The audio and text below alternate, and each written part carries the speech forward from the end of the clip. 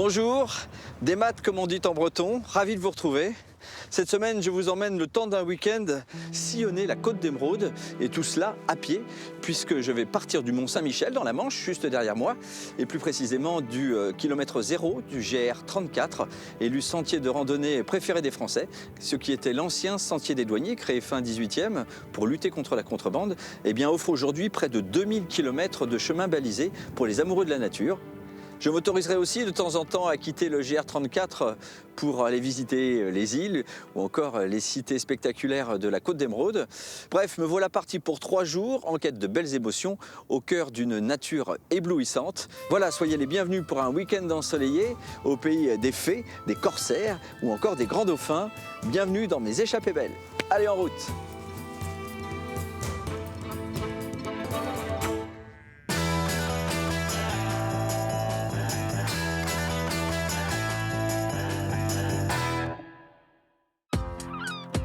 Bonjour Jérôme, bienvenue sur la côte d'Émeraude. Canavo et bon week-end. C'est donc à pied et sac au dos que Jérôme va voyager pour cette très belle échappée pour rejoindre le Cap Fréhel et son célèbre phare. So far, so good, disent les Anglais. Si loin, si bon. Saint-Malo sera sa première étape. Quand je suis arrivée à Saint-Malo, tous les matins, je venais là et je disais bonjour à la mer. On a une force ici qui vivifie. Voilà. Sur son chemin, notre marcheur ne sera jamais vraiment seul. T'as fait combien de kilomètres depuis le départ? Depuis Mont-Saint-Michel, je suis à quasiment 80. La première fonction de ces maisons, c'était des réceptions. On appelait même ce genre de petites malouinières des vides-bouteilles, hein, donc ça illustre bien la fonction. La Bretagne et le Japon se ressemblent beaucoup. Ça me rappelle mon île d'Okinawa. Et il en prendra plein la vue. C'est à la fois spectaculaire et incroyablement esthétique. Hein. Cap sur les dauphins. Tu peux pas te lasser de ça, ça devient vite une drogue. Petite pause pour reprendre des forces. Waouh. Oh là là là là. C'est énorme, c'est un steak quoi. Avant de repartir de plus belle. Cet endroit-là, on a envie de se mettre comme une bernique et de s'accrocher. C'est paisible un week-end hein, sur la côte d'Émeraude. C'est pas mal.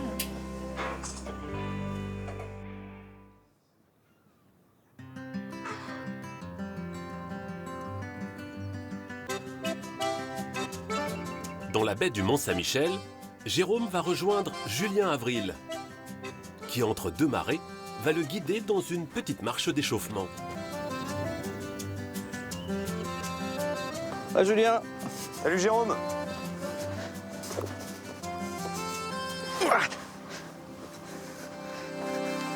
Bonjour. Ça va bien Julien? Ça va bien? Très bien. Je suis très heureux d'être là. Puis commencer mon voyage, ma randonnée sur la côte d'Émeraude ici, jusqu'au Cap Fréhel idéalement. T'es à l'ouest, tu pars à l'ouest. Je suis toujours à l'ouest moi tu sais. Ouais, un peu. Bon. Et ben là justement quand on se dirige grosso modo vers l'ouest, ça nous emmène vers le Rocher, vers notre Mont-Saint-Michel, en passant par la baie. D'accord, combien de kilomètres pour... 7 km. Bon bah écoute, quelles sont les consignes de sécurité? C'est très facile, hein. T'enlèves tes chaussures. Ouais. Ouais. Et tu marches. Et tu marches après. Ouais. Ça marche, justement. Et toi, ça fait combien de temps que tu guides les traversées là? Ça doit être la 9e année là. Ça y est, je commence à faire partie des vieux guides. Des centaines d'allers-retours alors? 4-5 000 km par an, ouais. Voilà. Donc t'as la santé. Ouais, normalement au niveau des jambes, c'est pas trop mal, ouais. Ouais. Allez.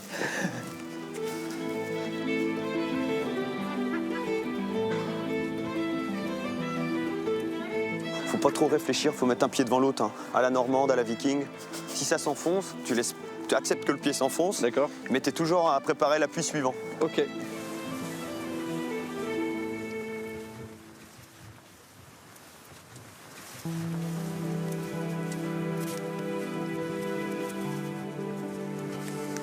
Cette baie du Mont-Saint-Michel, elle est extrêmement vaste. Ouais, c'est... Beaucoup de gens la connaissent pour ses grandes marées. Oui. Et peu de gens connaissent les superficies. Là, on a que 150 km². Wow. Bon, on marche, mais il est toujours aussi loin. Hein. Eh oui, en fait, il se rapproche que dans les 2-3 derniers kilomètres. D'accord. Et tu sais ce qu'on va faire, moi, ce que je te propose, hein, on va activer le mode randonnée. Tu vois, je vais fermer les blousons, bien sangler le sac. Et on va essayer de faire une allure de pêcheur à pied. On passe la seconde, tu veux dire? Voilà, carrément. Allez, c'est parti. Allez, go. Allez, zou. On marche d'un bon pas.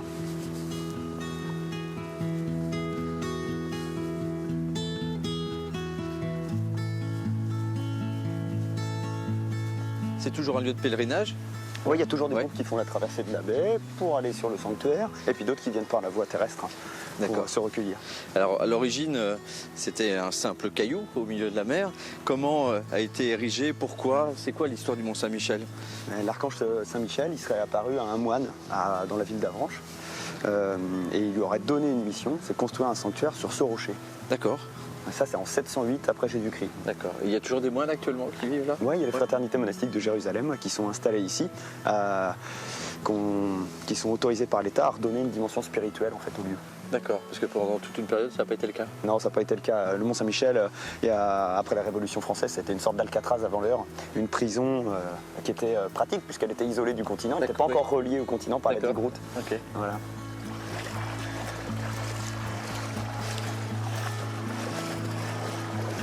Pour ma randonnée du week-end, c'est une bonne mise en jambe. Hein. Ouais, c'est une mise en jambe surtout, c'est presque une thalasso. Et C'est ouais. ma thalasso, d'ailleurs tu me diras combien je te dois. Hein. C'est gratuit, c'est offert. Et voilà, t'as fait le plus dur, Jérôme.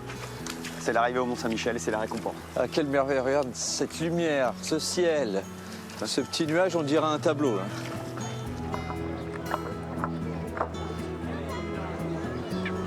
Il y a du monde, hein. Je crois que c'est dans le top 3, le Mont Saint-Michel, des sites les plus visités de France, il me semble, c'est ça? Ouais, puis sûrement le site le plus visité en province. D'accord.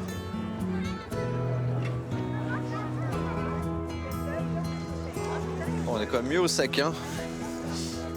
L'entrée principale, une série d'entrées, le début de l'enceinte fortifiée. Et là, c'est le kilomètre zéro du nouveau point de départ du GR34. D'accord, donc ça veut dire que quand je redescendrai de l'abbaye, Tu pars, Je pars. vers l'ouest, vers la Bretagne, Et et c'est le début, ouais, c'est sera le point le début. zéro. Ouais. ok, ça marche. Et là, évidemment, bah, t'as du monde, quoi. Ah, Mais j'aurai pas beaucoup de monde sur les sentiers, beaucoup moins, je pense.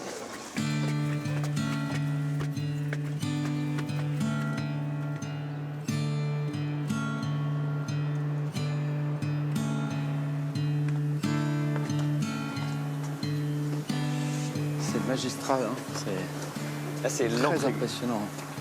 L'entrée est grandiose, quoi. Et là, ça permet de monter directement à l'église abbatiale. Là, tu vas avoir une chance, c'est que le cloître, qui est une des parties les plus fines, les plus ciselées dans le Saint-Michel, la restauration vient de s'achever. Oh, c'est sublime. J'aime beaucoup le mélange, le côté vert là, du minéral et du végétal. Et oui, c'est assez incroyable de mélanger tout ça. Monsieur Bailly, bonjour. Bonjour Julien, Vous allez bien? ça va bien et vous? Je vous présente Jérôme. Jérôme, enchanté. Enchanté Jérôme. Xavier Bailly, c'est l'administrateur du site des monuments D'accord, historiques. D'accord. Bon, donc c'est vous qui avez géré la restauration, parce qu'il m'a dit que ça avait été restauré. C'était géré par le Centre des Monuments Nationaux et ça n'a pas été la moindre des choses, mais il faut que j'aille au Belvédère et je crois que ça vous intéresse le Belvédère, Julien. Le point de vue sur la baie, ça m'intéresse toujours. On y va? Ah ouais, on y va.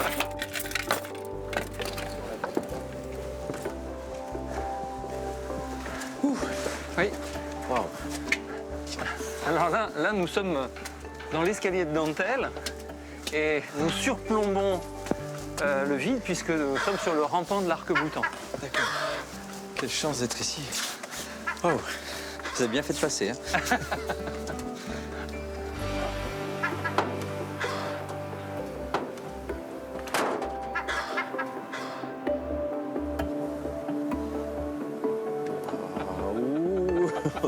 Ouh là là là là, que c'est beau. C'est pas mal, hein, comme point de vue. Là, on ne peut pas être plus haut et plus près de l'archange qui est juste au-dessus de nous. Hein. D'accord. Quelle hauteur on est d'ailleurs? On est dans les 145 mètres à peu près d'altitude. Waouh. L'archange est à 156, très exactement. Un grand merci là pour ce beau cadeau, vraiment. Pour moi, il va être l'heure de passer la porte du mont, de passer ce kilomètre zéro pour commencer ma randonnée. Allez, j'imagine que c'est par là. C'est exactement là-bas, direction l'ouest. Allez. Et les contrées surprenantes de la Bretagne. Ah oui, retour normand, attention, on ne rentre pas sur ce débat-là. Je me sauve. Merci beaucoup en tout cas du Bonne cadeau. aventure. C'est un beau cadeau.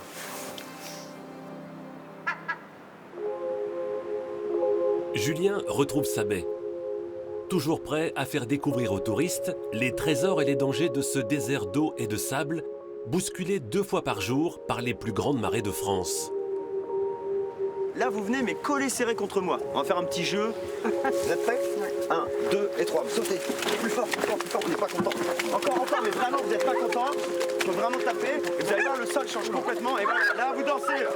Ah ouais, il faut rester sur place. On a coulé un chapeau.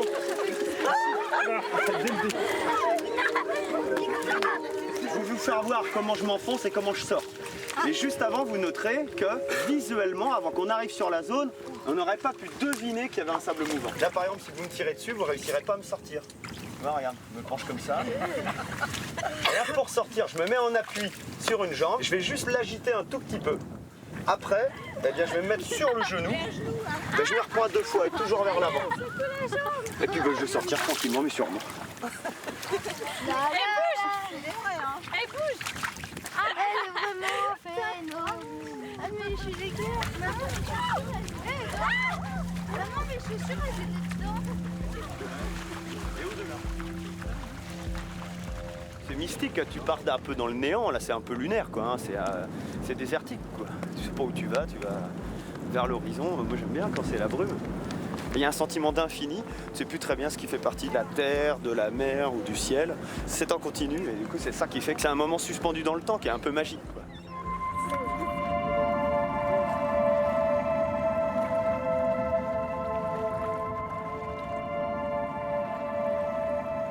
Alors notre poisson il est où là? J'ai vu un poisson, hein. Je suis sûr qu'il y en a un quelque part qui traîne. Le sol il bouge? C'est un sentiment de liberté, de pouvoir à la fois marcher pieds nus dans toute cette étendue.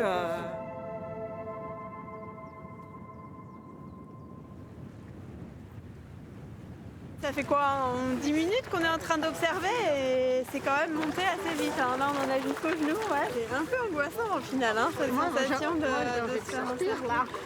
L'eau monte et puis on se demande par où on va pouvoir sortir vraiment.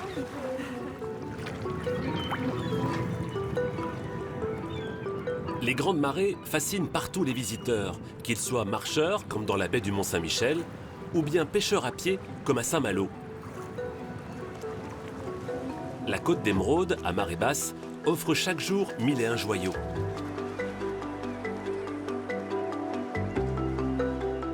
Moi, on peut dire vraiment que je suis un enfant du pays, hein. Moi, je suis né à l'intérieur des murs, là, et mon terrain de jeu, eh ben, c'est ici, quoi, hein. Donc ça fait 50 ans que je parcours les rochers à la recherche de crabes et à la poursuite de mes rêves. Alors aujourd'hui, Gilles continue de pêcher avec son fils. Ouais, non, je la sentais là.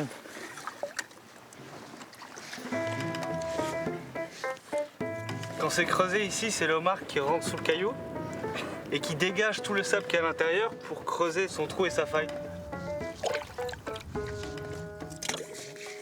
Hein, il est où? L'or bleu de la Bretagne. Celui-là, il va repartir à la mer, trop petit. Quand on prend le homard, on doit le mesurer du creux de l'œil ici, là, jusqu'à la fin de la tête, ici. Et là, on peut voir qu'il fait pas du tout... il doit faire 8 cm, un peu moins, donc il va repartir à l'eau. La nature est généreuse si on lui permet de faire grandir ses sujets.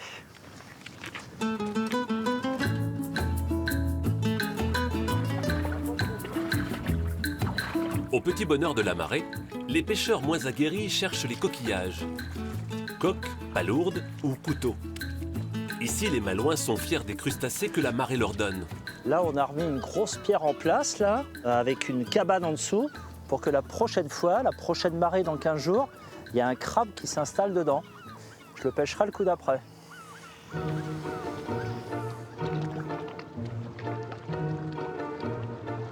Quand la marée monte, il est temps pour chacun de regagner la terre. Il faudra alors attendre la prochaine marée basse pour aller explorer les recoins cachés de la sublime côte d'Émeraude.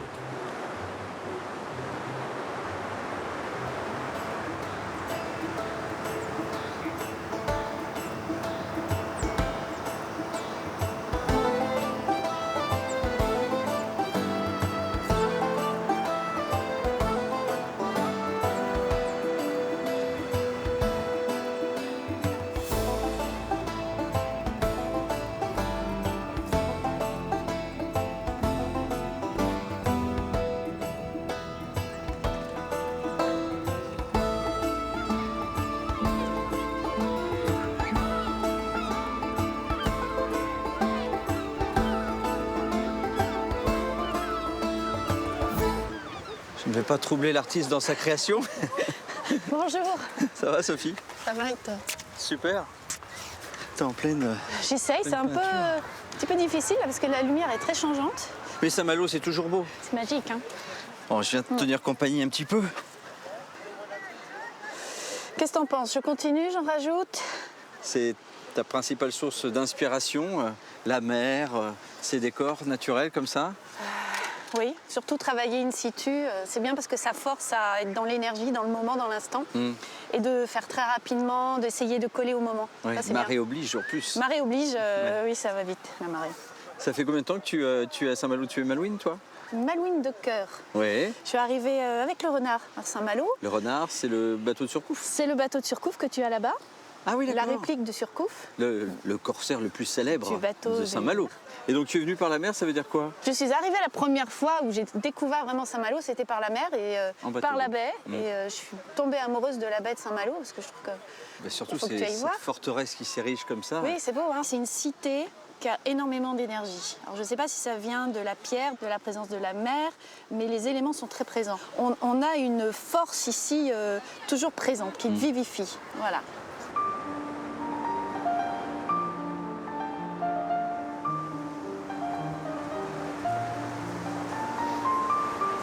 C'est assez magique hein, ce lieu. C'est beau, hein. Oh oui.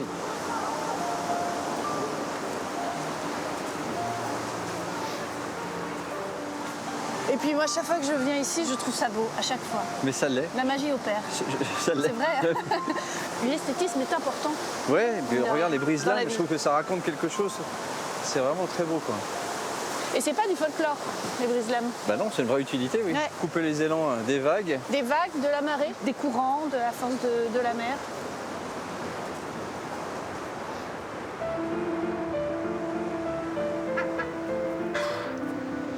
Quand je suis arrivée à Saint-Malo, tous les matins, je venais là. Ouais. Soit sur la plage, soit sur les remparts, et je disais bonjour à la mer. Non, c'est trop mignon. Oui, oui. Qu'est-ce qu'elle te répondait? Viens, viens. Viens, viens. Viens vite. C'était l'appel de la mer. L'appel de la mer. Ouais.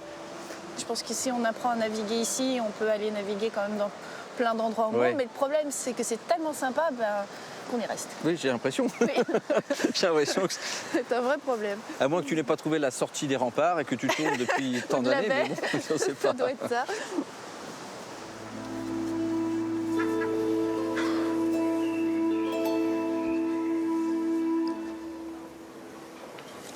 C'est très minéral comme ville. Hein. Il y a du granit, il y a des couleurs assez austères, presque quand même ce gris. Et en même temps, voilà, je sais que quand il y a le soleil qui revient, la ville, hop, elle change complètement Toujours des belles lumières d'ambiance. ici. Ouais. Moi, j'aime bien ce côté protecteur de la pierre. Je trouve que c'est rassurant. La Java, un des bars typiques d'Intra. Un petit café? Volontiers. Ouais, allez, ça donne envie de rentrer voir quand même. Bonjour. Bonjour. C'est rigolo. On est bien là. Hein. Ça, c'est un café qui a été classé café historique et patrimonial d'Europe. Il existe depuis à peu près 200 ans. Et puis ça fait 20 ans que Jean-Jacques a mis ses collections personnelles au mur, C'est le patron? sur le plafond, partout. Oui, Ouais. oui, c'est une sacrée personnalité. D'accord. Je serais presque sur un bateau qui tangue. Voilà, donc profitons de cette petite page détente pour faire un petit peu de balançoire. Hein.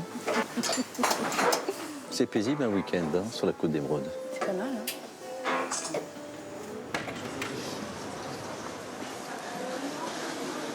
Saint-Malo est une ville très touristique. Oui, c'est ouvert. On a beaucoup de gens qui viennent s'installer ici, des nouveaux arrivants. C'est une ville aussi de voyageurs parce que beaucoup de Malouins partent et reviennent chez eux. Donc c'est un mélange, une mixité qui est assez sympa. Ça enrichit. Jérôme, ici, c'est rue de l'Orme, une des plus jolies petites rues anciennes d'Intramuros. Ouais, rue commerçante Voilà. en tout cas. Rue commerçante et je t'amène dans une institution. Là, Voilà, la maison du beurre. tu vas voir. Bordier, oui, je connais sa réputation. Ah tiens, tiens. Bonjour Jean-Yves. Hello. Comment ça va? Bonjour. Bonjour. Ça fait longtemps. En forme? Oui, et toi? Jérôme, c'est Enchanté, Jérôme. ce qu'on appelle avoir la mode de beurre en main. Bah ouais, c'est mon bébé. Et là, c'est drôle hein, parce que 10 kilos de beurre, tu multiplies par 22, parce qu'il faut 22 litres de lait pour faire 1 kilo de beurre, tu as 220 litres de lait là. Ah ouais. Je sais que votre réputation n'est plus à faire, mais je crois qu'une de vos caractéristiques ici, chez Bordier, c'est de faire du beurre de manière artisanale toujours. Ouais, bah oui, c'est vraiment la méthode n'a pas changé. Moi, je n'ai fait que retourner vers dans le passé. Oui, dans le passé, oui. Et il a une belle couleur, ton beurre. Ah bien, c'est bien jaune, le résultat de la nourriture des vaches, des animaux. Hein. C'est la chlorophylle qui est contenue dans l'herbe, le bêta-carotène, qui va donner cette couleur juste bouton d'or. On voit surtout, c'est vrai, fin d'été, début d'automne. Et par contre, c'est vrai que le pâturage bien vert donne un beurre très jaune, en étant passé par une crème ivoire, avec des rayons de soleil extraordinaires, un ciel tout bleu, c'est l'arc-en-ciel de la nourriture. Finalement, la vraie carte d'identité du goût, elle se situe à travers ce que les animaux ont mangé. J'ai vu que tu avais différentes saveurs, des parfums, je ne sais pas comment on dit. Oui, effectivement. Bah, entre autres, vois-tu, j'ai... C'est ce que tu fais déguster à tes clients pour leur faire goûter? Absolument. D'accord. Je te donne une petite cuillère. Ok. Manger du beurre comme ça, à petite cuillère. C'est fou. J'espère que ça ne se saura pas. Hein. Non. C'est le beurre aux algues, avec 3 algues qui apportent 3 typicités différentes et surtout 3 couleurs aussi. Très, très bon. Très iodé, très marin. Et après, on passe là. Ah, c'est super intéressant. J'ai vraiment l'impression d'avoir en bouche une galette au beurre. Ah oui. Vraiment. T'es dans le sarrasin. C'est du sarrasin dedans. Un sarrasin. C'est excellent. Le côté très terroir de notre région. Là, on change complètement de terroir. On va amener de l'acidité. C'est que grâce... Framboise. C'est framboise. Il y a des petits grains. Recette salée, recette sucrée. Et donc, finalement, ça fait entrée plat dessert, tout ça. Usons sans abuser. Très bien. Jolie formule. Eh bien, je vais en user parce que je vais t'en acheter.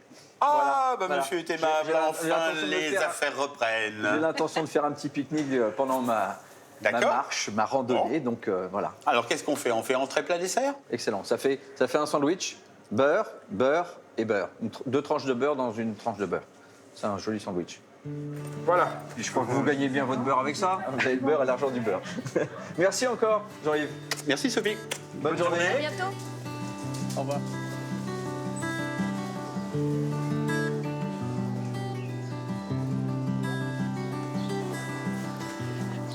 Alors Jérôme, voici ton hôtel. Okay. Et demain, je t'amène sur l'eau pour te montrer Saint-Malo, vue de la baie. Voilà. Impeccable. Je te souhaite une bonne nuit. Merci en tout cas, Sophie. Et puis à demain. À demain. Salut.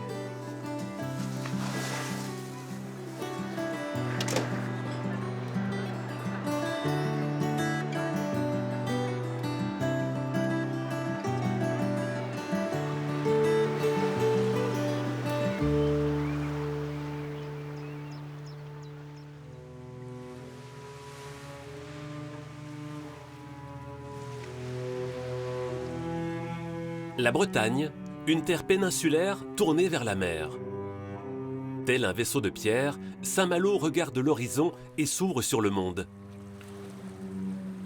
Au XVIe siècle, Jacques Cartier, un fils de pêcheur à la morue, fut un des premiers Bretons à se lancer à la conquête du Nouveau Monde. Sur ordre du roi, le navigateur malouin a traversé l'Atlantique, découvert le Canada et remonté le fleuve Saint-Laurent avant d'explorer Terre-Neuve. Depuis, les marins n'ont pas cessé de prendre le large en quittant les feux de Saint-Malo. Vous allez vous mettre en queue à la fin. Il faut que cette corde-là, elle soit toujours tendue. Il faudra toujours tendue. Pendant que nous, on monte les mains. Ah oui. Top. C'est bon. On va les laisser finir. Allez.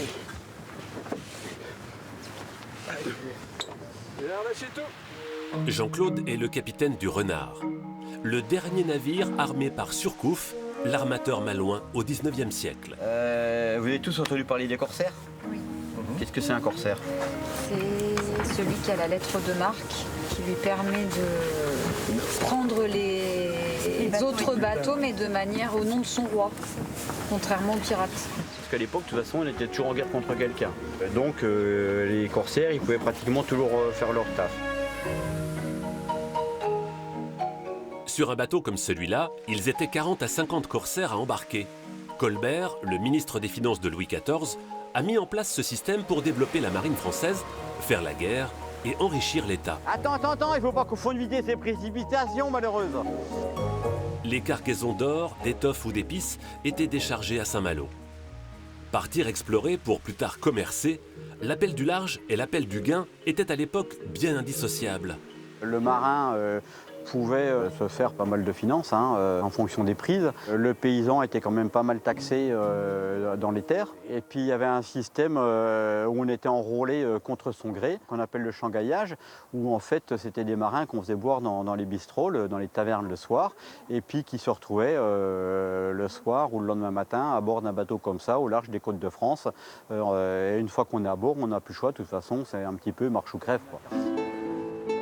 Au XIXe siècle, le port de Saint-Malo est l'un des plus importants du royaume. Il devient un véritable repère de marins. Ici, ils sont à l'abri des attaques ennemies. Les grandes marées, les courants et les cailloux du relief maritime le rendent difficile d'accès. Aujourd'hui encore, on dit qui navigue à Saint-Malo peut naviguer sur tous les océans. Partir à la découverte des océans, je pense que ça a été le rêve de beaucoup d'hommes et ça l'est encore de pouvoir conquérir cette grande étendue de mer avec tous ses secrets. Mais il y a quand même beaucoup de dangers, beaucoup de tempêtes. C'est quelque chose qui fait partie du rêve. Cette côte est devenue une terre de marins. La plaisance, la pêche, la croisière, la course au large, l'exploration, la marine marchande, du bateau-école au porte-conteneurs, tous s'ancrent ici. Quand tu passes 2 mois en mer et que tu es vraiment en mer, moi par exemple le matin j'aimais bien prendre mon petit déjeuner et monter à la passerelle avec ma tasse de thé. Il n'y a pas grand chose à regarder effectivement parce que c'est le large un peu partout. Tu te sens à la fois extrêmement privilégié d'être là et en même temps tellement petit. Le bateau sur lequel j'étais il faisait 140-150 mètres mais quand tu regardes autour de toi c'est absolument immense, quoi. Moi je me sens super privilégiée d'avoir vécu tout ça. Claire enseigne la mécanique à l'école de marine marchande de Saint-Malo. Très jeune, elle prend le large et embarque pour Pointe-Noire au Congo. Puis, elle se met à naviguer à travers le monde durant 10 ans. Aujourd'hui, elle a retrouvé son port d'attache à Saint-Suliac, qui regorge de trésors et d'histoires de marins. C'est ma carte que t'as là ? Oui, c'est ta carte, ouais. La terre Adélie. À l'heure où tu recevras cette carte, il y aura de la banquise à perte de vue et il fera nuit quasiment toute la journée. Mais j'ai hâte de voir les aurores. Avec les tampons. Ceux qui rentraient pas sur l'enveloppe, je les ai mis sur la carte. Comme Claire, Serge est revenu au port d'attache. Pêcheur, il a fait les grandes pêches dans les mers du Nord. Maintenant, il écume les greniers pour trouver des trésors de Cap-Ornier. Quand on arrête, ouais, c'est vrai que il y a la mer, hein, et c'est un univers, et on le quitte, c'est difficile. Très difficile, ouais. À terre, c'est différent. Hein. J'avais un copain qui disait souvent, enfin une citation de Platon, mais qui est assez rigolote, les vivants, les morts et ceux qui vont sur la mer. Et c'est vrai qu'à terre, c'est pas pareil, on n'est pas reconnu pareil, quoi. Des marins dans l'âme. Le capitaine est breton. Et comme il dit, on est né les pieds dans l'eau. On a les pieds palmés comme des goélands.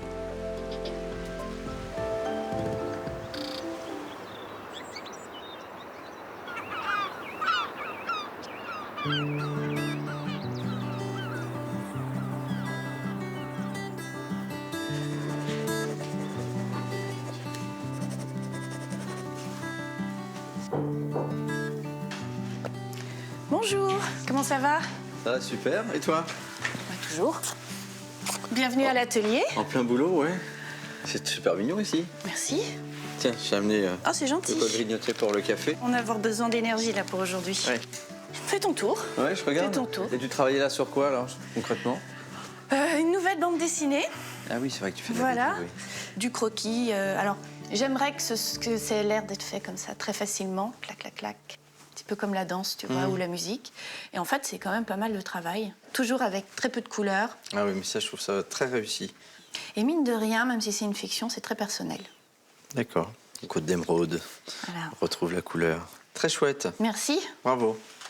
Tu veux un petit café, Jérôme, avant d'y aller? Oui, avec plaisir, oui.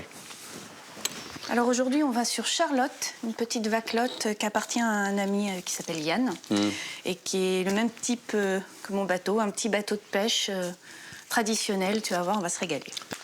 Vas-y, je t'en prie. Ah, merci. On a besoin de manger quand on va en mer. Tiens. Merci. Prends des forces.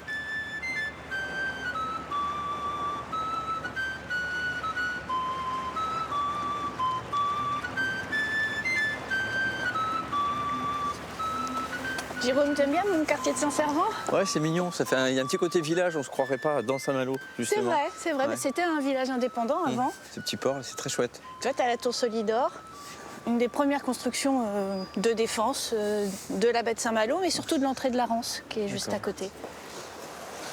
Bonjour Yann. Salut. Comment ça va? Je te présente Jérôme. Salut. Pardon, excuse-moi. Salut Yann. Salut. Très belle embarcation.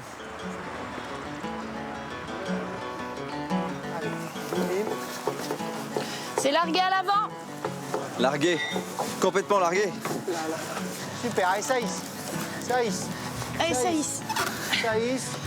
Allez, faut étarter ça. C'est bon là? Fic. Ça vous va, capitaine? Très bien. Parfait, matelot. Moi, je n'ai pas de diplôme, hein, contrairement à toi, parce que elle m'a expliqué, Sophie, qu'elle avait passé ses diplômes, etc. Ouais. À Saint-Malo, oui. C'était quelque chose d'être sur un bateau à voile qui était exceptionnel. C'est quoi le type de bateau?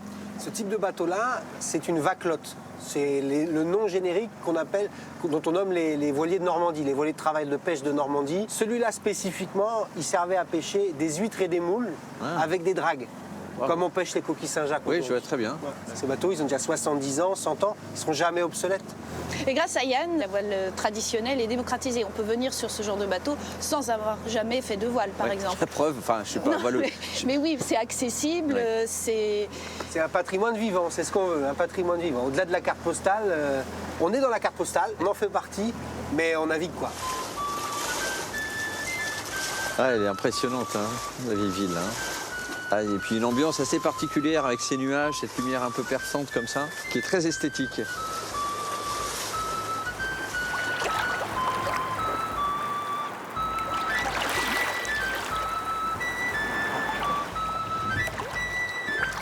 Alors tu vois Jérôme, c'est la Conchée. C'est une des grandes défenses construites par Vauban de la baie de Saint-Malo. Ça fait 25 ans qu'il est en rénovation maintenant, avec des hélicoptères, une grue maintenant, et on imagine qu'à l'époque, ils l'ont construit en seulement 5 ans. C'est les carrières de Chauzet qui ont servi à construire ce fort, comme Saint-Malo et le Mont-Saint-Michel. D'accord. C'est du granit, hein, mais un grès avec un peu de jaune dedans, voilà, pas un gris de pierre tombale. D'accord.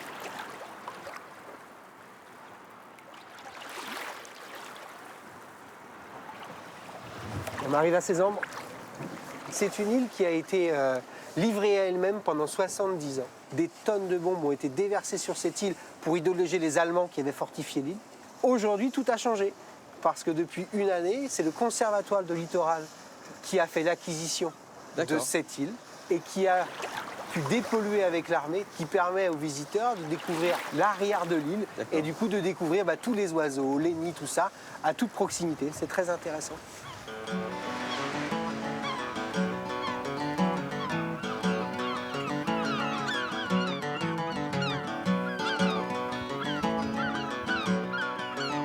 Merci Yann. Ciao. Ah, c'était Quel très beau chouette. bateau. Ah, c'était magnifique. Donc nous voilà à Cézembre alors. Oui. Moi, je suis très contente de t'amener ici.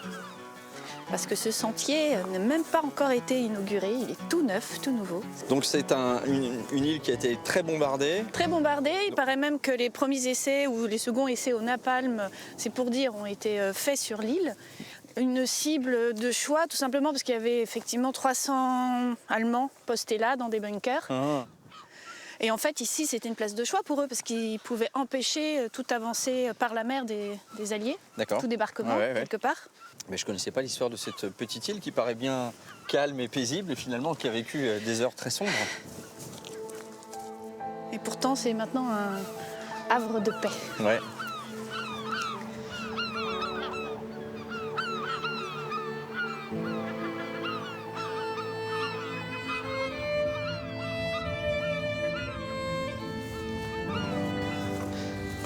c'est extraordinaire. Alors là, Jérôme, je suis aux anges. L'entrée de Saint-Malo.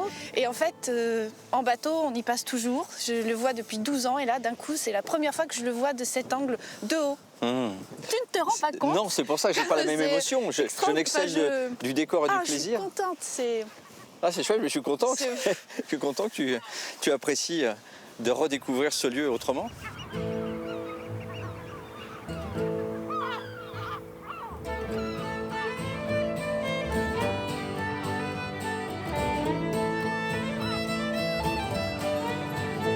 Bonjour Franck. Ça va Sophie? Comment ça va? Je te présente Jérôme. Écoute, impeccable, Jérôme qui m'amène toujours des...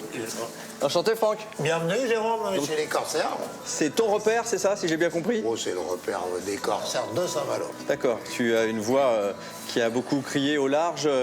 Oh oui, bah, oui. Quand il y a des emprunts et du vent de nord, il faut quand même râler.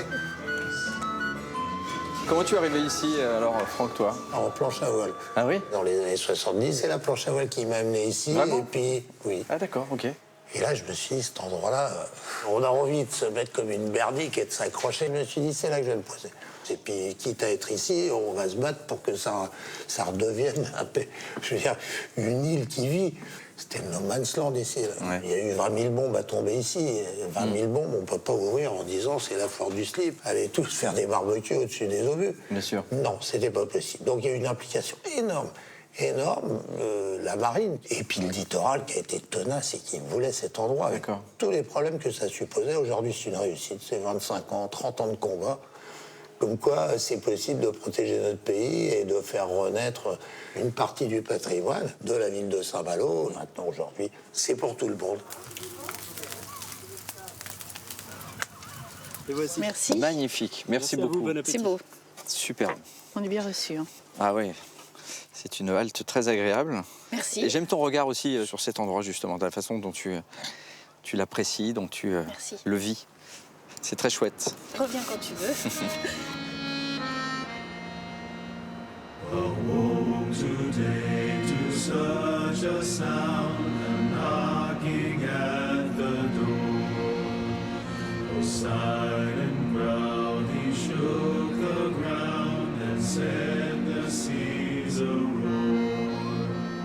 À Cancale, quand la mer se retire, il est un chef étoilé qui aime prendre un bol d'air iodé.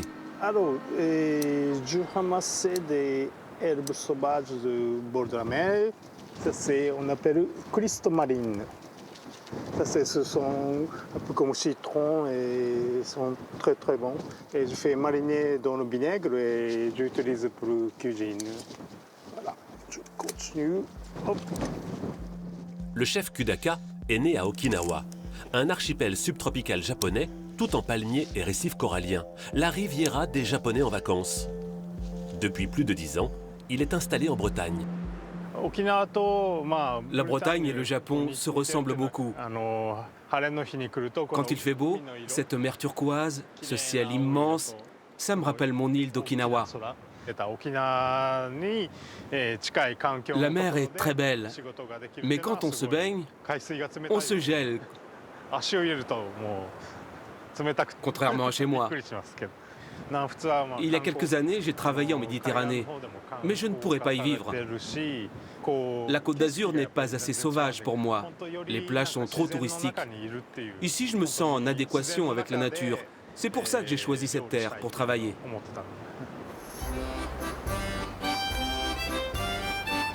Au Japon, dans la croyance shintoïste, la force de la nature est vénérée. Ici, en Bretagne, le chef, marié à une Bretonne, a retrouvé ce respect des éléments, l'air, la terre et la mer. Bonjour. Bonjour Raphaël, comment va? Tu vas bien? Très bien. Alors ce matin, qu'est-ce qu'on fait? Ici, le chef a un prénom typiquement français, Raphaël. Ses collègues lui ont donné à son arrivée en France parce qu'ils écorchaient son prénom japonais.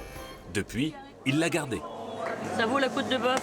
Moi, je cuis comme ça, le côté poil, d'abord comme ça. D'accord, bien doré. Bien doré. Et après, chaque côté, comme ça. Ouais. Doucement, doucement. L'eau à la bouche. J'ai envie de manger. Vite en cuisine. Au Japon, j'ai jamais goûté, par exemple, andouille. Première fois j'ai goûté ça, waouh! Qu'est-ce que c'est? Je ne connais pas cette culture de charcuterie. La rillette, c'est sa gourmandise préférée. Lorsqu'il part en vacances au Japon, il en cache toujours dans ses bagages. Les cuisines bretonnes et japonaises ont des points communs. Ici, comme là-bas, la gastronomie associe la terre et la mer. On aime bien mélanger la viande et le poisson dans nos assiettes.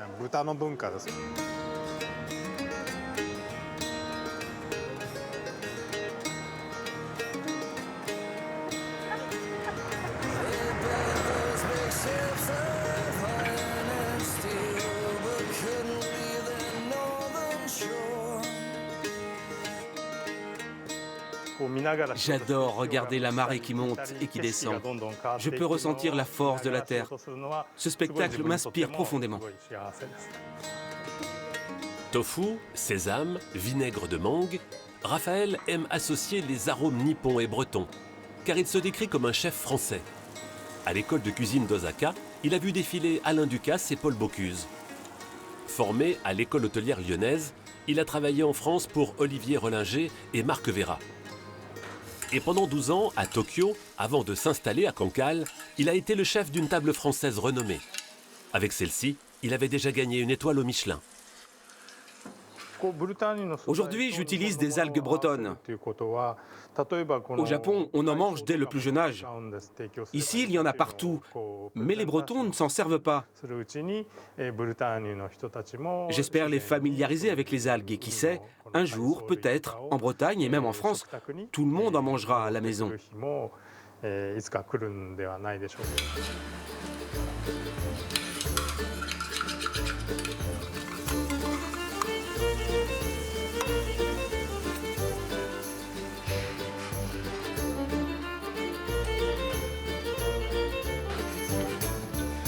La première fois que je suis venu en France, dans les années 80, un de mes collègues m'a invité à la crêperie. Ce fut ma première rencontre avec la galette. Quand j'ai mis un morceau de galette dans la bouche, je me suis dit « mais il y a du sarrasin là-dedans ». Le goût a fait ressurgir en moi plein de souvenirs. Ça m'a marqué et c'est comme ça que j'ai commencé à m'intéresser à la Bretagne. Le sarrasin, un autre point commun entre le Japon et la Bretagne.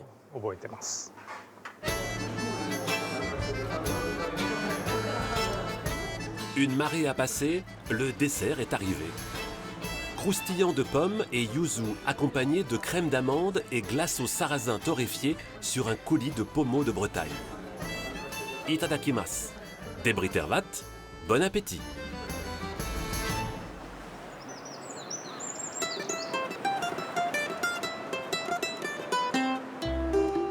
Impossible pour Jérôme de ne pas faire un détour par Cancale. Il décide de s'éloigner de Saint-Malo pour aller découvrir cette magnifique petite cité portuaire de 5000 habitants, célèbre entre autres pour ses fameuses huîtres.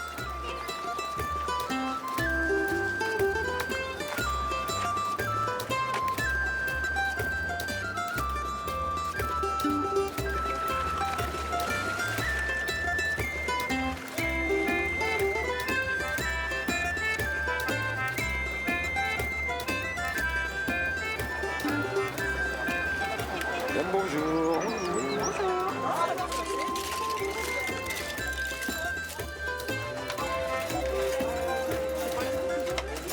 Une douzaine de trois, allez vous asseoir sur le bord, profitez du soleil, je vous les ouvre. Hein? Vous revenez dans 5 minutes, ça sera prêt. Alors, une douzaine de deux, c'est parti. Bonjour.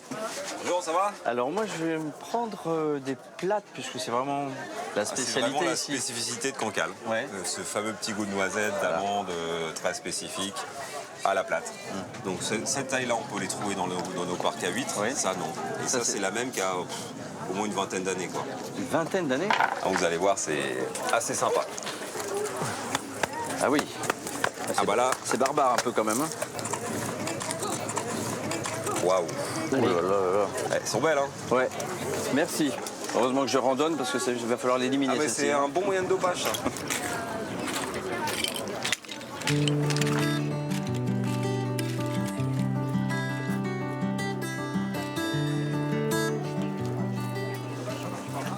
Bah dis donc, sacré morceau. Hein. Ouais, c'est pied de cheval, ça s'appelle. D'accord. C'est énorme, c'est un steak, quoi.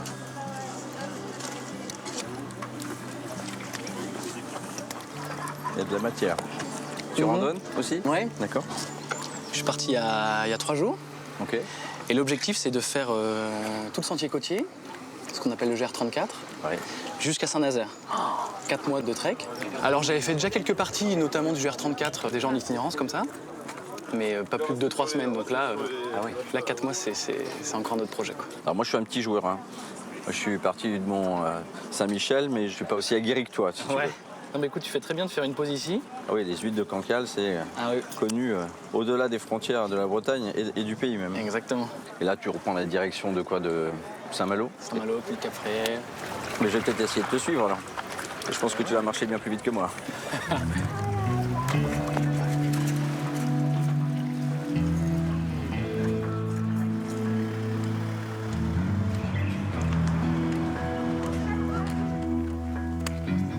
Quel âge tu as? 26 ans. Ah oui. T'as pas encore des problèmes d'articulation? On va essayer de les préserver le plus longtemps possible.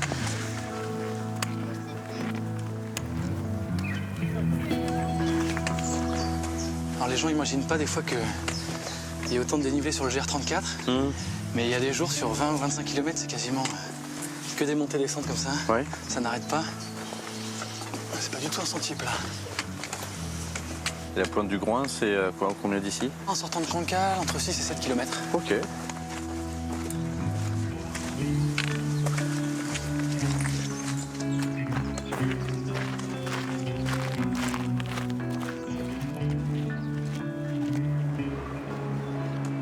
Longer ce littoral, ce GR34, ça te permet aussi de découvrir ton pays breton? Exactement. Tant des paysages que des personnes en fait. Un des objectifs de faire ce GR en entier, c'est ça, quoi. C'est de prendre le temps de mieux connaître les gens de ma région.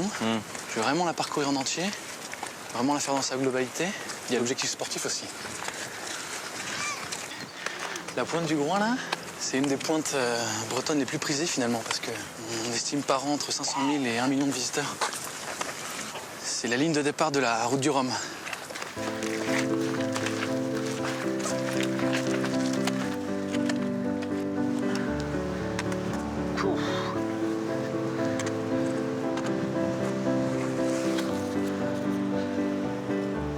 Écoute, moi je vais continuer un peu, il me reste encore quelques kilomètres. Je devrais arriver autour du Cap-Fréhel demain si tout se passe bien, en marchant encore un peu aujourd'hui. On s'y croisera. Je ne reprends pas le même sentier, je vais juste dans la petite plage en bas là, prendre un bateau pour aller voir les dauphins. Parce qu'il y en a plein la baie. Chouette programme. Ouais.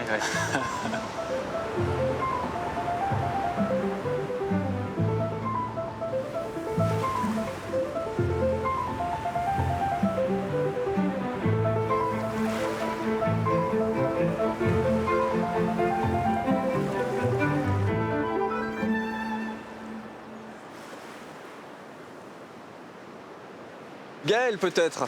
Exactement. Salut Jérôme. Bienvenue au paradis. Merci. Ça va très bien. L'école. Ici on est dans une école de voile. Exactement. C'est un centre de classe de mer et école de voile en même temps. Ça fait 14 ans qu'on existe. Et ça fait 14 ans qu'on vit de notre passion. Explorer la faune marine notamment. Sensibiliser les gens à la fragilité mais aussi à la beauté du milieu marin. Et les plus beaux ambassadeurs qu'on puisse trouver dans le coin, c'est les grands dauphins. Et c'est ce qu'on va faire ensemble ce matin. Allez, super, je t'aide à prendre ça. Allez. Merci.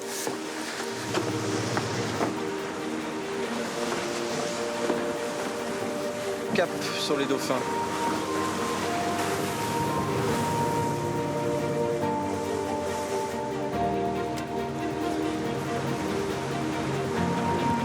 C'est sublime. La lumière là sur les voiles. Alors on est transporté dans le temps, on se croirait 2 siècles en arrière. C'est ça qui est génial avec ce bateau, c'est qu'effectivement tu pourrais être 2 siècles en arrière. C'est l'emblème de chez nous, ça s'appelle la Cancalaise. Nous avions des dizaines et des dizaines de bateaux comme celui-là qui servaient à draguer les huîtres. Et ce qui est un peu triste, c'est qu'il n'en reste plus que 2.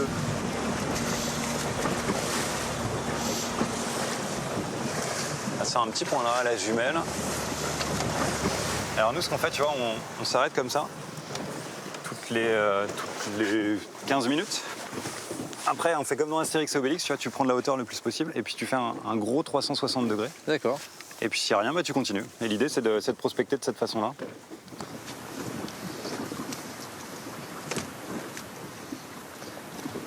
Est-ce que les dauphins qu'on retrouve dans la baie sont les dauphins qui se déplacent en groupe, en banc? Tout à fait, ouais, c'est une espèce grégaire. Ils sont très rarement solitaires.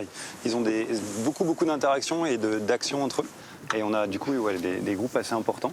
On est sur des animaux qui sont souvent des troupeaux de 30-40 individus. On dit troupeau? Ouais, on peut dire troupeau, tu peux dire banc, comme pour les poissons, mais comme c'est des mammifères, tu peux aussi dire troupeau. Ouais.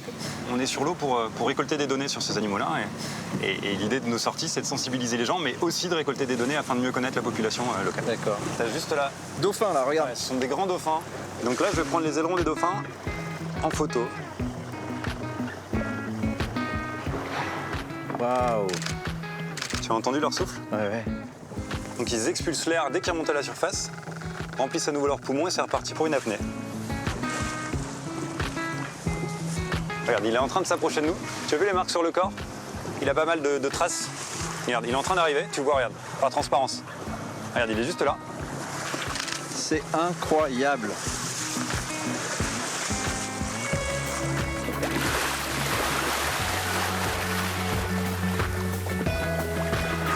Oh là là là là là là. Oh, c'est insensé.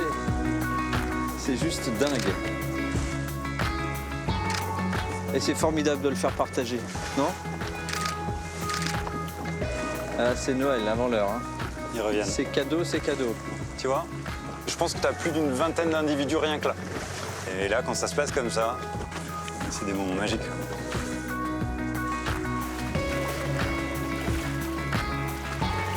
On n'a jamais envie que ça s'arrête et pourtant, j'imagine que c'est pas tous les jours comme ça. Non, c'est pas tous les jours comme ça. Il y a des jours où on n'en voit pas. Ouais. Et puis il y a des jours, effectivement, où on fait partie du troupeau. On a toujours une émotion, même au bout de 10-12 ans comme toi. Comment tu peux avoir marre de ça? C'est jamais pareil. Là, c'est dingue. Quand tu étudies les dauphins, tu as l'impression que... Enfin, tu demandes qui étudie le plus l'autre. Il y a un vrai contact. On se regarde mutuellement. Et non, tu peux pas te lasser de ça. Ça devient vite une drogue.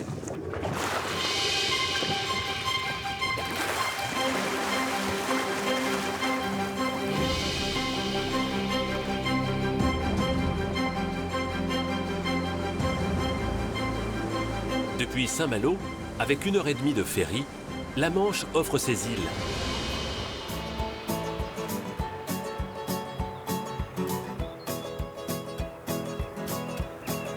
À Jersey, une île anglo-saxonne, les panneaux de signalisation sont en français. Ici, ça ressemble à la Bretagne, mais on paye en livres sterling et on parle anglais. La Manche relie les cousins de Petite et Grande-Bretagne.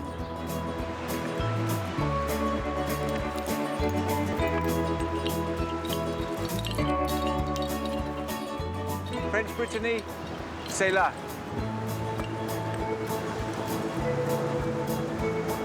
John est né dans une ville minière du nord de l'Angleterre et il y a 30 ans, il est venu s'installer à Jersey pour répondre à l'appel de la Manche, à l'appel des falaises de granit qui la surplombent. Pour moi, vivre en Angleterre, ce n'était pas assez fort. Je cherchais autre chose. Je suis parti en Australie, en Nouvelle-Zélande, mais tout m'a ramené à Jersey. Dans un mouchoir de poche, en 20 minutes de voiture, il y a tout ce que j'aime dans la vie. Le kayak, le paddle, la plage, l'escalade, et ça suffit à me rendre heureux. À ses côtés, un gars de Lille, Craig. Pour rien au monde, il ne quitterait son caillou sur la Manche. Si on nage tout droit dans cette direction, c'est l'Amérique. Donc on a du gros vent, des tempêtes qui viennent de là-bas. L'eau brasse énormément. On a des vagues énormes qui viennent s'écraser sur les rochers. On les entend, on sent les embruns. C'est ce moment-là qui te fait tout oublier, sortir du monde.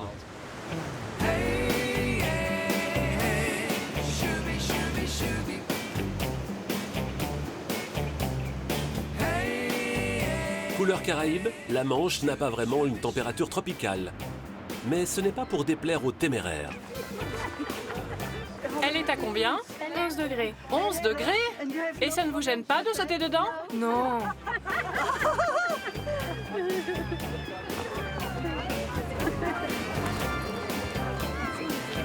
Sally a 61 ans et elle a appris à nager avant de marcher. Prêtes les filles, on y va? Tous les jours, hiver comme été, Sally est à l'eau. La Manche, elle l'a traversée 7 fois et elle n'a pas prévu de s'arrêter. Elle s'entraîne déjà pour 2020. On est privilégiés ici à Jersey. Notre mer est translucide, cristalline, grâce aux amplitudes de marée. La Manche, c'est ma maison de l'esprit. C'est l'endroit où je suis la plus heureuse au monde. Elle abrite mon cœur et mon âme. J'aimerais y vivre. J'aurais dû être un poisson. On aime s'appeler les sirènes de Jersey.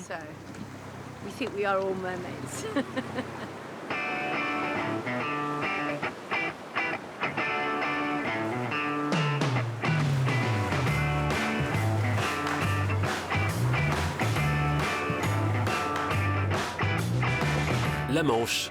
Si Jersey la regarde en amie avec bienveillance et respect, c'est qu'elle offre généreusement ses trésors à l'île. Les huîtres s'exportent sur les tables de New York ou Tokyo et les bulots voyagent jusqu'en Corée du Sud. Tu veux un bulot? Oh oui, j'adore ça. Et mon ami Gary aussi. Eh ben tant mieux. Mais tu ne m'as pas dit que sa femme avait eu un bébé. Mais j'en savais rien. Tu veux du homard? Oui. Quelle taille? Quand j'étais un petit garçon, 10 ans environ, je plongeais autour de la côte. En mai et juin, on allait pêcher les crabes et les homards et on les mettait dans des sacs à oignons pour les vendre dans une chariote sur la plage. On les vendait 10 pence chacun. On se voit la semaine prochaine, quand je rentre de Londres. Fais bon voyage. Il emmène les homards à Londres pour son fils. La mer fait partie de nous tous à Jersey. Les parents, les grands-parents, ici tout le monde a un bateau pour aller pêcher. Nous vivons tous sur une île, pour et avec la mer. Alors, notre poissonnerie, c'est le lieu de vie de l'île. Même s'ils ne veulent pas de poissons, ils viennent pour discuter, on les fait rire.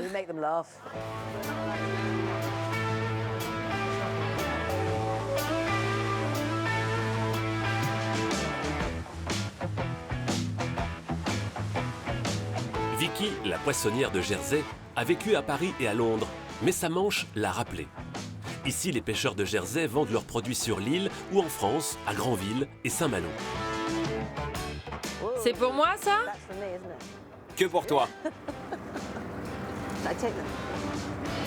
Ici, nombre de familles ont des ancêtres français.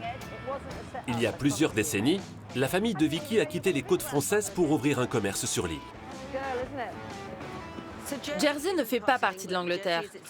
Jersey a son autonomie. On obéit à la reine, elle est notre souveraine, mais on a notre gouvernement. On n'est pas obligé de suivre tout ce qu'ils font en Angleterre. Tout le monde parle du Brexit et de ce qu'il va se passer. La France et Jersey ont construit une relation sur des générations. Elle ne peut pas s'arrêter comme ça. À Jersey, on peut nager vers la France. On est plus proche de la France que de l'Angleterre. Le Brexit ne doit pas influencer Jersey, et j'espère qu'il ne le fera pas. Au VIe siècle, les Bretons en exode sont venus sur l'île. Ils ont traversé ce qu'ils appelaient à l'époque la mer de Bretagne. Victor Hugo l'a aussi traversé au XIXe siècle. Après le coup d'État de Louis-Napoléon Bonaparte, contraint à l'exil, il s'est réfugié sur Jersey. La Manche, voici le véritable trait d'union des cousins bretons.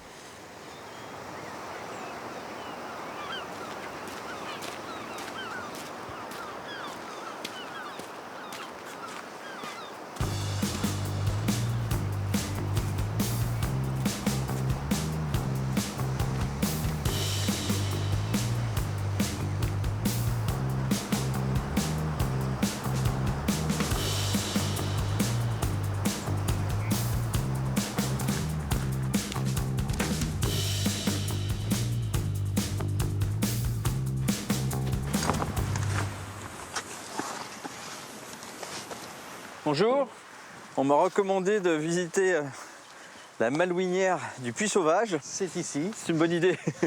Bonjour monsieur. J'y suis né et j'y habite toujours. D'accord. Voilà, et en plus je fais des visites. Vous êtes le maître des lieux? Voilà. Ah super, impeccable. Ça veut dire quoi au juste malouinière? C'est une première maison secondaire construite au début du XVIIIe siècle autour de Saint-Malo. D'accord. Il y en a fait quelques 200. Il y en a 112 actuellement de répertoriés. Ces maisons n'étaient plus du tout à la mode au XIXe siècle, donc beaucoup ont disparu.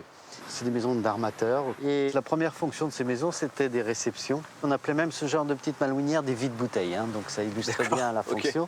Ok. La deuxième fonction, c'était d'avoir un jardin, verger, potager, petite basse-cour, étable, poulailler. La troisième fonction de ces maisons, en fait, on va rentrer dans la cour ici.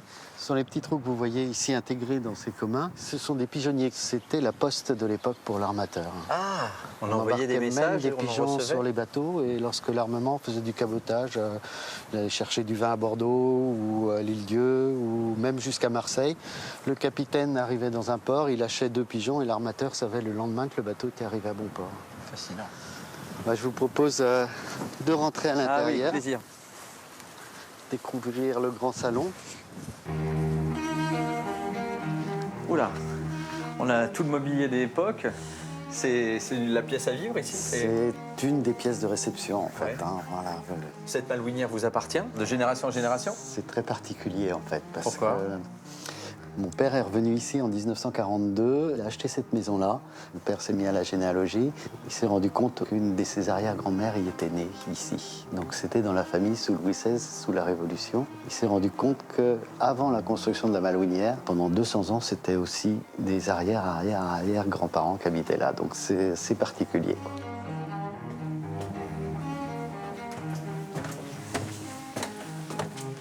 Il y a des tableaux partout là. C'est joli celui-ci là, une belle lumière. C'est une des toiles que je faisais à une certaine période de ma vie. Vous avez un beau coup de pinceau en tout cas. Hein. Merci. Et là, c'est le bureau de l'armateur.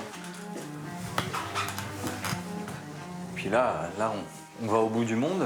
On est en Polynésie au moins. Les corsaires ou les armateurs sont plutôt en bonne compagnie. Ouais, ce qui expliquerait peut-être pourquoi certains ne sont jamais revenus, ont été portés disparus. Voilà. Bon, J'ai peut-être des cousins partout, aux 4 coins du monde. Voilà.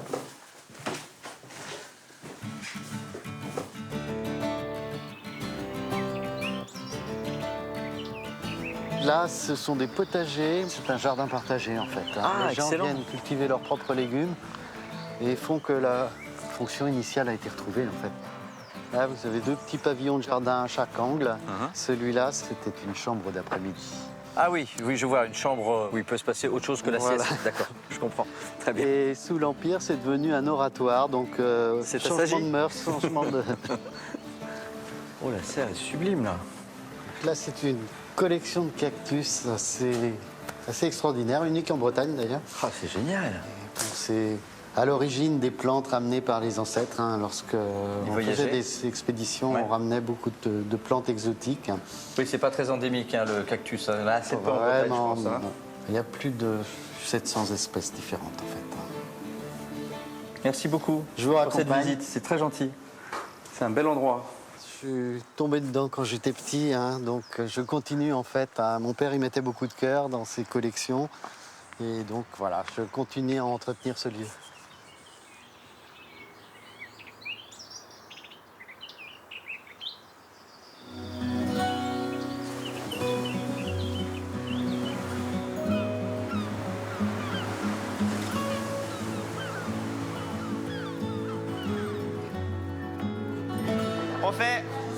On refait du bloc devant.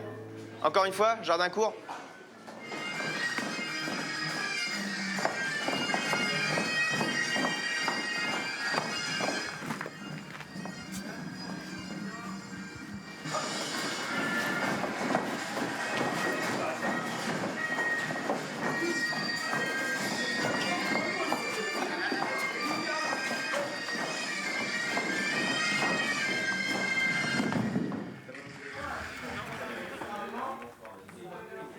Bonsoir. Bienvenue. Merci.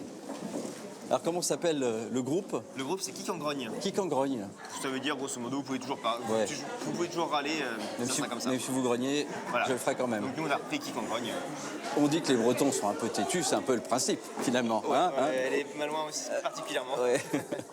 Non, c'est chouette, en tout cas, vous avez un lieu incroyable. Hein. Ouais, on a de la chance. On a de la chance. Là, c'est la salle de danse. Ouais. Pas de danse pour nous, répétition pour les musiciens aussi. Comment tu as commencé, toi? Qu'est-ce qui t'a amené à la danse traditionnelle? Moi, en fait, j'ai suivi ma sœur qui faisait de la danse bretonne. Et du coup, je me suis dit, tiens, je vais essayer. Je n'étais pas plus attiré que ça, à la base. Et une fois qu'on y a goûté, en plus avec les copains, ben, on reste dedans.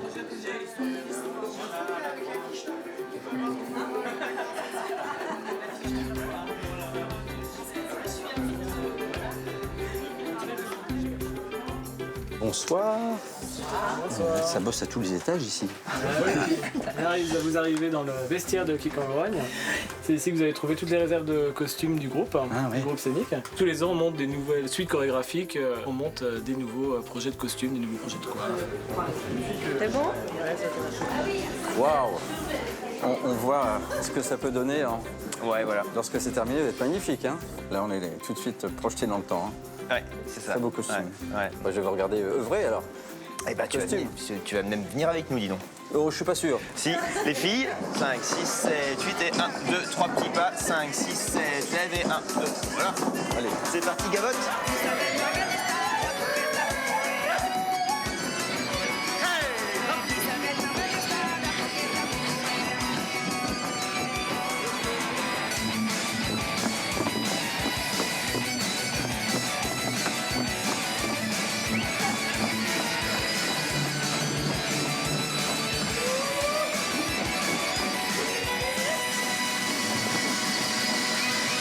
Bravo!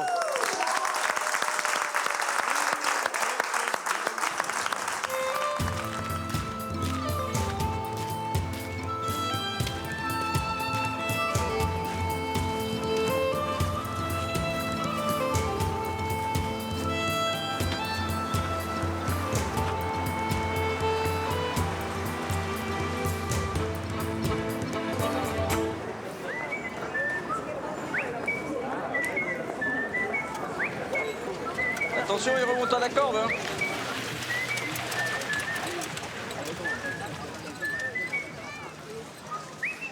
Bonjour Stéphane. Salut Jérôme, ça va? Ça va bien toi? Tu m'as dit sous le drapeau breton. Et sous le soleil. Et sous le soleil. Bon, tu sais que je connais pas Dinard, donc je compte sur toi pour me montrer Enfin, une petite virée dans le marché. les incontournables. Ça marche? On est parti. Allez. C'est vivant là, il y a beaucoup de monde. Ah, toujours. Alors toi, tu es dinardais? Dinardais, oui, Dinardais pure souche.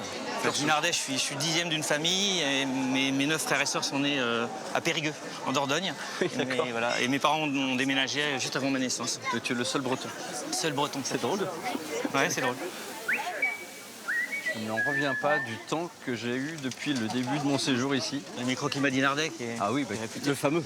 On a des palmiers, on a la rance qui nous génère un climat particulier. C'est vrai, vraiment? Ah oui, d'accord. On peut gagner quelques degrés par rapport à d'autres. Bonjour monsieur. On va prendre 2 galettes de saucisses. Hein. 2, ouais. Alors, vous êtes un macabre? Pas trop de moutarde. Eh oui, je suis venu longer le sentier des douaniers pour voir toute la côte d'Émeraude. Ouais. C'est magnifique. Voilà, messieurs. Super, combien on vous doit? Pour 5 €, je vous connais, je vous fais un prix. Oh bah oui, je vois bien, c'est marqué. Merci. C'est quoi d'ailleurs le fief de la galette saucisse? Je voudrais pas fâcher. C'est breton. C'est breton. Solidarité. Contrairement à Saint-Malo, qui est une ville plutôt massive, j'ai l'impression que Dinard est une ville, au contraire, très ouverte. Assez étendue, ouais. C'est vrai que les remparts de Saint-Malo, c'est assez construit. C'est les remparts, c'est la défense. Dinard, c'est un peu plus espacé. On a quand même une grosse densité avec toutes les villas qui sont en bord de mer. C'est vraiment emblématique de Dinard, toutes ces villas. Les villas classées d'ailleurs. On a une qui est assez fameuse, on a la villa Rochebrune qui est à gauche pendant les Malouines, qui a été léguée à la ville de Dinard, et on a la villa Saint-Germain. C'est juste sublime. Une famille qui a s'appuyé. Il y a très peu de villas qui sont restées familiales en fait. Il y en a beaucoup qui ont été divisées en appartements. D'accord. En fait, c'est une des dernières villas qui appartiennent à une famille. C'est super. Il y a un petit côté Biarritz. Ouais. Hein?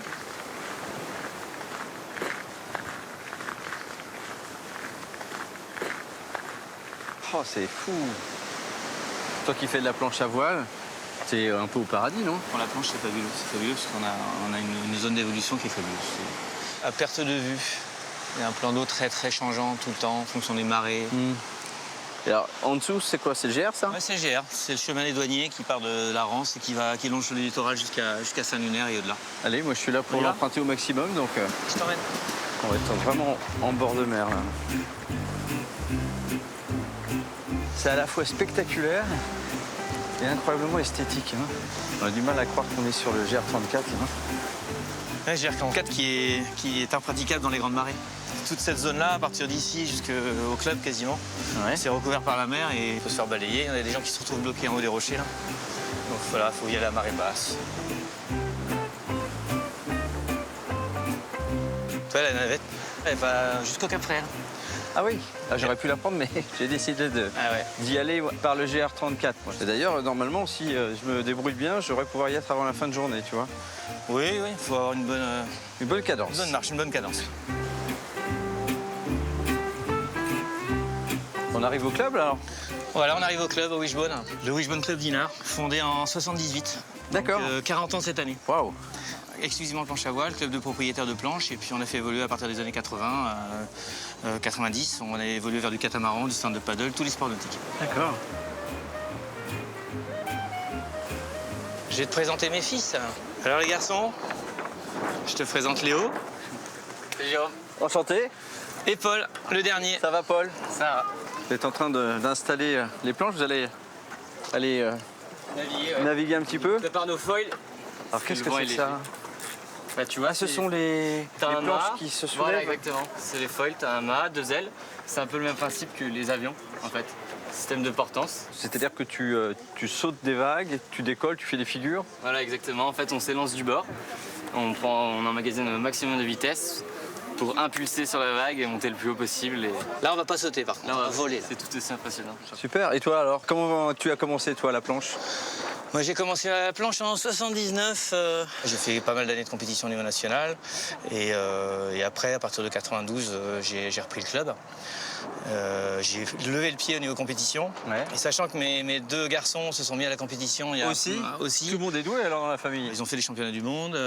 Léo a fait une place d'honneur en championnat d'Europe. Il a dû faire 4e sur un championnat d'Europe de slalom. Ça, c'est encore une autre discipline. Ah ouais, vous êtes des furieux. Hein. Je vais me mettre au premier rang pour le spectacle alors. Bravo les gars.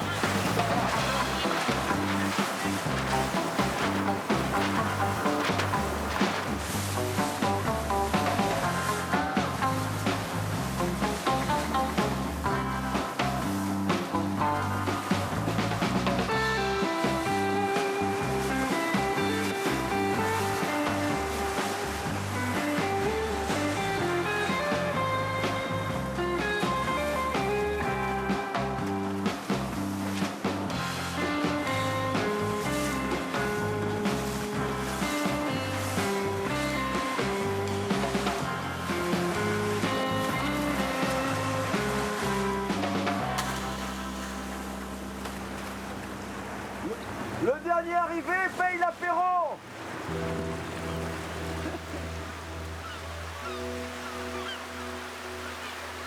C'était cet hiver en Afrique. Wow. Tu vois, là, je suis arrivé face... Non, mais c'est que t'as retourné à la faute. C'est génial. Incroyable. C'est vraiment chouette. C'est impressionnant. Hein. Oh, bah, on parlait de planche, décidément. Ici, c'est planche sur planche. Hein. On trinque? Allez, merci pour cette journée. Je reviendrai à Dinard. Je vais peut-être me perfectionner un petit peu quand même. Et je suis meilleur en planche à charcuterie qu'en planche à voile.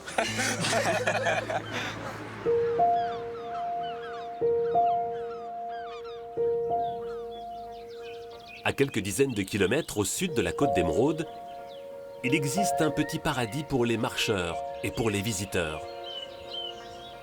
La forêt de Brocéliande s'étend sur 7000 hectares. Ces arbres millénaires sont chargés de légendes, dont celle du roi Arthur et des chevaliers de la Table Ronde. En quête de découvertes insolites, ils sont chaque année 100 000 visiteurs à se perdre dans la mythique Brocéliande. Dans une forêt comme celle-ci, on peut voir tout le monde imaginaire de la fantaisie. On peut voir des magiciens, des esprits de la forêt, des esprits de la nature. Tout ce que l'esprit humain a pu rêver autour d'une forêt, on peut le trouver en très grand comme en très petit à l'intérieur de ce territoire. Séverine est une illustratrice du fantastique. Dans les années 80, elle était une petite punkette, comme elle dit. Depuis, elle a quitté Paris pour les charmes de la Bretagne. C'est vrai qu'ici, j'ai trouvé des couleurs particulières, un peu spécial en Bretagne, le rouge de la terre à cause des veines ferreuses, le vert de la forêt, le bleu du ciel, et ça crée une harmonie très particulière. Et c'est vrai que ma palette de couleurs a changé, plus dans des saisons plus tristes, la brume qui est vraiment aussi toujours propice à l'imaginaire. Ici, elle a trouvé une forêt vivante, une forêt qui l'inspire. Ma forêt à moi est une forêt effectivement peuplée de femmes. Il ne faut pas oublier que dans la culture celte, les femmes sont très présentes, très importantes, puissantes. Donc la forêt de Brocéliande, forcément, est une forêt habitée par les dames. Dans les légendes arthuriennes, les chevaliers combattent pour l'amour d'une femme et les fées transmettent le savoir et la sagesse. Elles sont puissantes et inspirent les conteuses de Brocéliande. Alors Viviane, sa marraine, c'était Diane. Et elle lui avait donné 3 cadeaux. Elle lui avait dit qu'elle serait la plus belle, la plus parfaite, qu'elle accéderait au rang de fée et qu'elle rencontrerait l'homme le plus extraordinaire de son temps. Mais en échange, elle ne pourrait pas quitter la forêt de Brocéliande. Et un matin, elle vient d'avoir 15 ans. Elle n'est plus une petite fille, elle n'est pas encore une femme. Ce matin-là, pour Viviane, elle se tient à la frontière des possibles. Marie est conteuse. Pour elle, si le roi Arthur est devenu roi, ce n'est pas parce qu'il possédait l'épée Excalibur, mais parce qu'il avait une femme, une fée qui lui a prédit son règne lorsqu'ils se sont rencontrés en forêt. Dans la légende du roi Arthur, les femmes ont un rôle essentiel. Hein. Ce sont des initiatrices, des inspiratrices. Cette forêt, elle est pareille. Je perçois la forêt comme une femme, comme une manière de courtiser une femme. Il faut prendre des chemins détournés, prendre son temps, apprendre à se connaître. Comme une femme, la forêt est multiple. Une femme, il ne faut pas lui demander l'impossible. Une femme, c'est jamais comme ça. Une femme, c'est comme la lune, c'est comme les saisons, c'est comme une journée. ça peut changer. Et c'est de cette manière-là, oui, que je perçois la forêt, que je la lie au monde du féminin.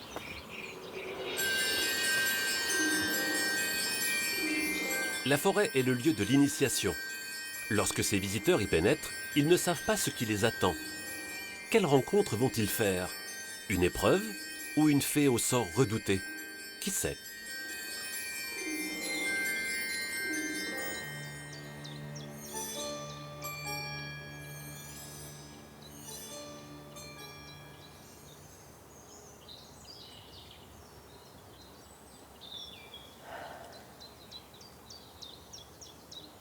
Tu te sens prête à rentrer dans la forêt?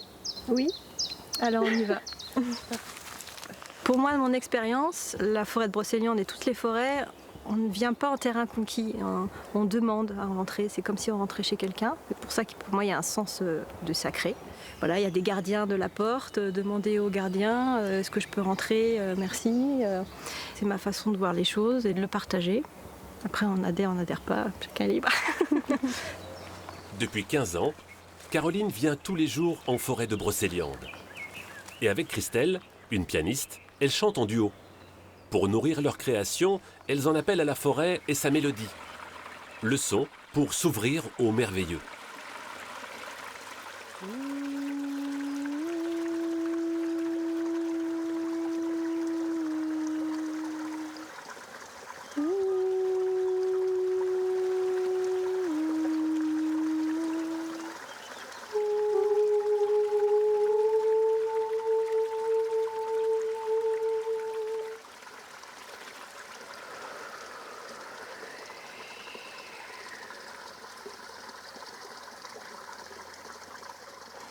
Je ne cherche pas une mélodie, je la laisse me traverser, que ce soit avec l'eau, avec le piano, avec les oiseaux, avec le vent. La forêt nous enveloppe. On peut dire que c'est une énergie très féminine d'accueil. Envoûtante et inspirante, en cette forêt reine, la magie se dissimule partout.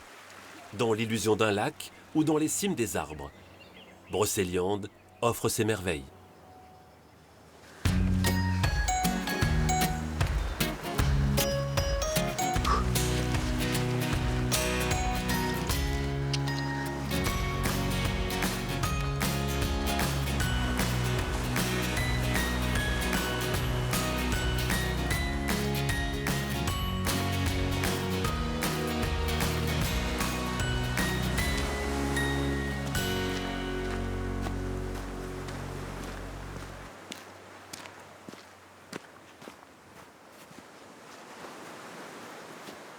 Bonjour monsieur.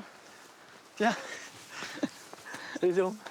Ça va? Ouais, très bien. Bien, tu t'es allégé, ta tenue, c'était devenu trop chaud là. Exactement, ouais. La chaleur bretonne. Exactement. Qu'est-ce qui t'arrive là?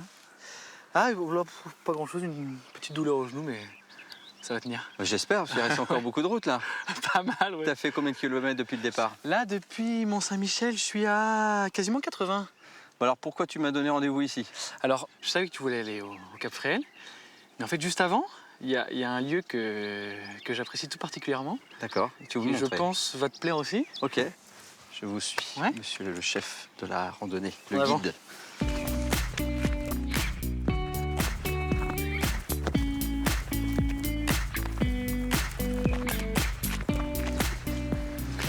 Voilà, je te conseille d'observer à ta droite. Oh là, c'est superbe. Ouais, c'est un petit bijou posé sur la falaise. Comme là. ça, ouais, comme par magie. Il s'appelle le Fort La Latte, le château le plus visité de Bretagne. On peut faire un tour. Ne tarde pas. Allez, c'est parti. Ah, c'est chouette.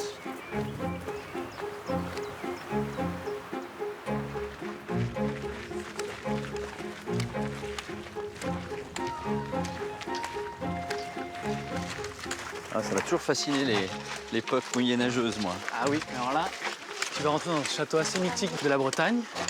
C'est un édifice qui a commencé sa construction au XIVe siècle, Ouais. 1340 pour être exact, et partiellement détruit à la fin du XVIe siècle. Et il restait principalement que cette grande tour que tu vois, qui est le donjon du château. Ok.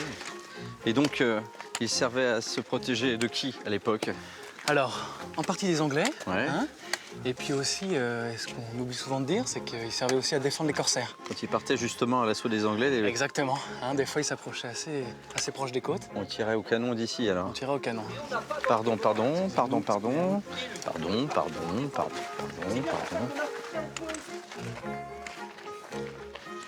Je vois que tu es comme moi, tu es passionné d'histoire. Ouais.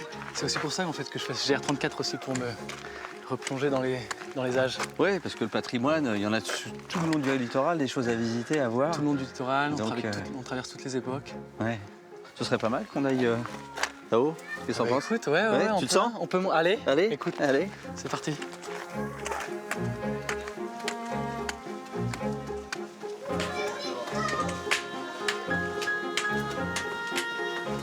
Ouais.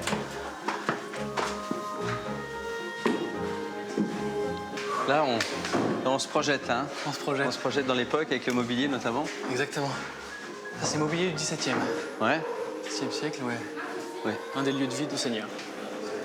Tu veux aller voir le trône? Le trône? Ouais. Je sens la blague à ton petit sourire. C'est quoi? Vas-y. Alors, je te conseille d'aller là au fond, tout de suite à droite. Oh oui. Je sentais la blague. Les latrines, très bien. Les latrines. Bon, j'ai pas... Voilà. J'ai pas spécialement d'envie particulière. Et du coup, tu peux te rendre compte de la belle petite vue qu'ils avaient quand même. C'est bien. Ah. Bon, ben je vais tirer la chasse d'eau et puis j'arrive. Dernière marche. Bon, c'est bien, c'est pas comme si tu avais 20 kilos sur le dos en plus. Hein. Exactement. C'est vrai qu'une ascension d'un donjon avec 20 kilos sur le dos, j'avais encore jamais fait, tu vois. C'est pas les monts d'Arrêt, mais c'est pas loin. Hein. Pour arriver au l'effort... sommet du Fort La Latte. Ouais, et l'effort vaut... La récompense est au niveau de l'effort, et bien plus. C'est très spectaculaire en tout cas. Alors les parties qu'on voit en bas, là, à droite à gauche, c'est quoi ça? C'est les lieux d'habitation de la propriétaire d'Isabelle. D'accord, elle habite là? Elle habite là. Je connais assez bien Isabelle. D'accord. Elle frappait à la porte, tu crois On va qu'elle aller va être frapper là? à la porte. Je sais pas. Je sais pas, mais on peut toujours frapper, écoute. Allez.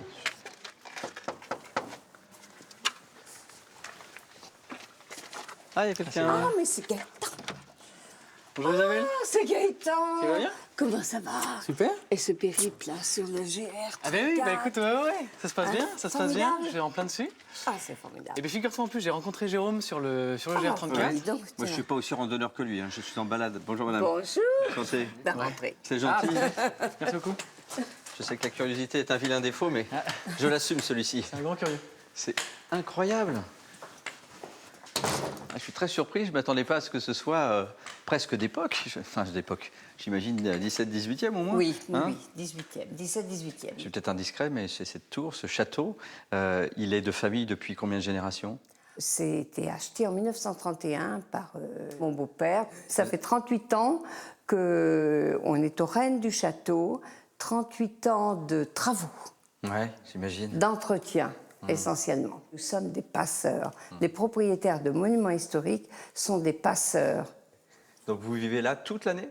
Non, 6 mois, c'est déjà pas mal. Ah ouais. Hein, 6 mois, c'est déjà pas mal. D'accord, oui, je pense que l'hiver, ça doit être un peu compliqué. C'est très rude l'hiver. Ouais. On a froid. Pour rejoindre les chambres, on est obligé de passer sur les chemins de ronde, donc dehors. Ah oui, et on a. C'est une maison rude. Bon. Merci madame. Merci beaucoup. Et continuez à bien prendre soin de votre château. Merci encore. Allez. Pour ton accueil. Voilà. Et à bientôt. Ouais. Quel destin incroyable, hein? Femme absolument étonnante. Ouais.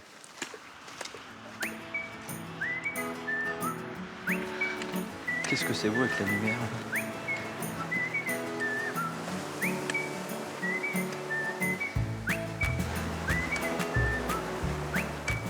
Écoute Jérôme, je crois qu'on y est. Ouais. Je te laisse apprécier la fin de ton voyage. Le Cap Fréhel, ça y est, il est matérialisé par le phare alors? Exactement. Qu'est-ce que c'est beau avec la lumière? So far, so good, disent les Anglais. Si loin, si bon. Ça colle bien ce soir.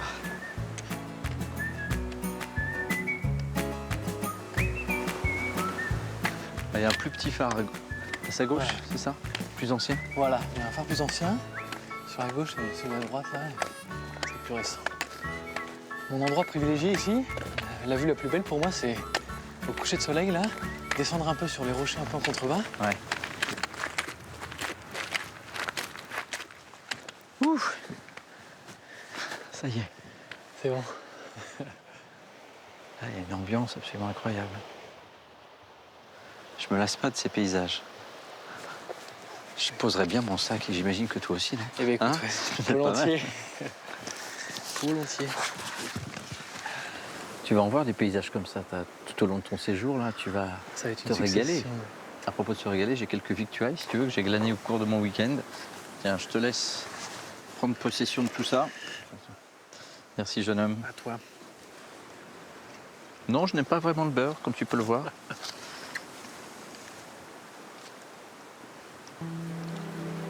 Même si toi, tu n'es qu'au début de ton aventure, mon week-end s'arrête aujourd'hui, moi. Ça se termine ici. Et c'est vrai qu'on vit le voyage, on vit la découverte à un autre rythme à pied, donc nécessairement, on prend le temps de voir les choses et on ne vit pas du tout le week-end de la même manière que si j'avais été en voiture. Et c'est pas toi qui vas me contredire, évidemment. C'est bon. Voilà, ce voyage est terminé. Je remercie toutes les personnes qui m'ont accompagné pendant ce week-end très riche. Et je vous dis à très vite pour de nouvelles échappées belles dans d'autres contrées lointaines. N'oubliez pas, vous pouvez nous suivre sur les réseaux sociaux, Facebook, Instagram ou encore Twitter. Et bien sûr, voir cette émission en replay. Kenavo, on dit ici? Alors Kenavo, à bientôt.